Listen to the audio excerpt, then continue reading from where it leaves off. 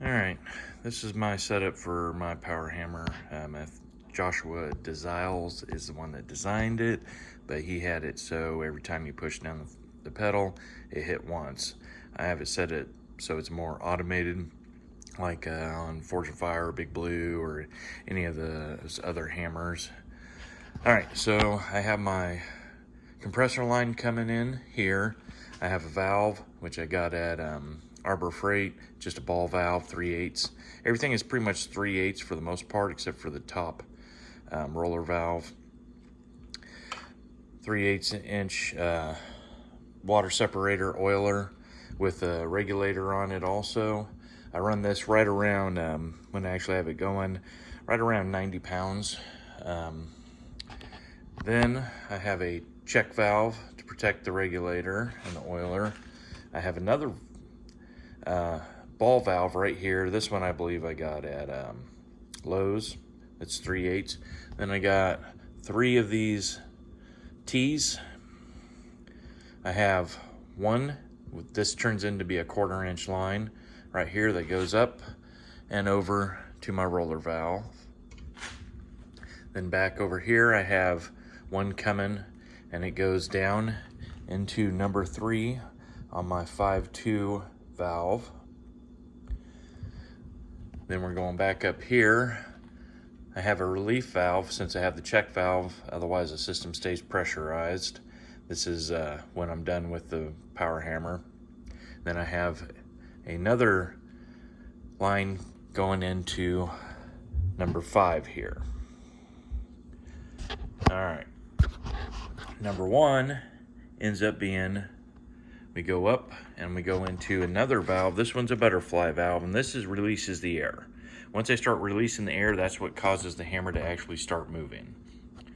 And I have a little silencer over here, and I have chain and the spring and stuff just to kind of help with my makeshift treadle. Then for the actual cylinder, number 2, which is right here, that goes to the top of the cylinder. Number 4 right here goes to the bottom of the cylinder. And then this is coming from the roller valve right here. So that comes up, and that's kind of what changes it so it starts being more automated. So we'll go around to the front. This is a 3/2, I believe it is, roller valve. It's normally closed. I have my primary line from my air compressor coming into the top port, which is P. Then I have A, that's what they call it right here, and that's what it's labeled, is going to the pilot valve, which comes around over here. So every time this little ramp here hits the roller valve, it releases this and opens it up, and then air gets put into the pilot valve, which causes the ram or the cylinder to start going back down. This one right here, this is just, it releases the air quicker. This one's R, I believe. Like I said, this one is 1/4 inch, and these are, I think I got these on Amazon. I don't think they have them anymore right now, but that's that valve right there. And then like I said, over here, pretty much everything over here, your primary, they call this is 3/8 because the main line, which is normally this one, comes in, that's 3/8, and these two are 3/8. These two are 1/4 and 1/4, but I have it set up so 3/8 goes in line, and then I just have it a different threading. And then here's my relief valve, which actually causes this thing to actually start moving and hitting.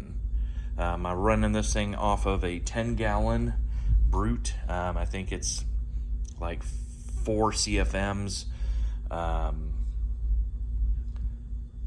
Yeah, 4 CFMs is, I believe, what it is. So it's not a real powerful one. It's pretty small, but it does cause this thing to work. I do notice that the higher I have my adjustable right here, which I have set up so I can Got this thing threaded and tapped. I can raise and lower this. This is about as high as I want to get it if I want to get some good hammering in.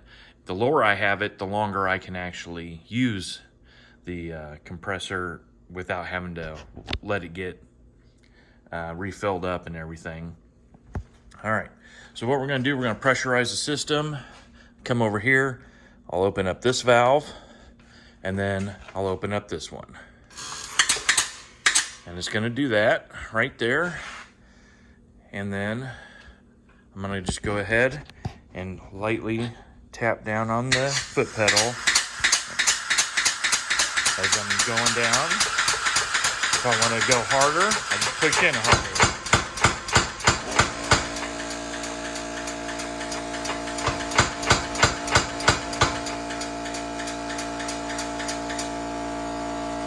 And that's how it works.